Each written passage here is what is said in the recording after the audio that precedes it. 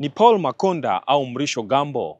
Mkeka wa Rais Samia ndio habari ya mjini kwa sasa Tanzania kwa siku kadhaa. Katika pangua hiyo iliyofanywa na Rais Samia Suluhu Hassan Juni 23 mwaka huu, gumzo kubwa ni panga lililomwangukia aliyekuwa mkuu wa mkoa wa Arusha, Paul Makonda. Nafasi ya Makonda ambaye aliteuliwa na Rais Samia kama mkuu wa mkoa huo mnamo Machi 30 mwaka 2024 sasa imechukuliwa na Kenan Kihongosi. Ni wazi kuwa ndani ya kipindi cha mwaka mmoja na miezi mitatu ya uongozi wake ndani ya kitovu cha utalii nchini Tanzania, Makonda amefanikiwa kuipaisha Arusha na kutokana na shughuli zake na kampeni ambazo alikuwa akizifanya. Paul Makonda ameweka wazi nia yake ya kugombea nafasi ya ubunge wa jimbo la Arusha mjini, nafasi ambayo kwa sasa inashikiliwa na Mrisho Gambo. Mara kwa mara wawili hao ambao wanatoka CCM wamepigana vijembe hadharani, hata ikafikia hatua katibu wa halmashauri kuu NEC itikadi, uenezi na mafunzo wa CCM Amos Makalla kuwatakia kila laheri wote hawa wawili kwa pamoja, Makonda na Gambo,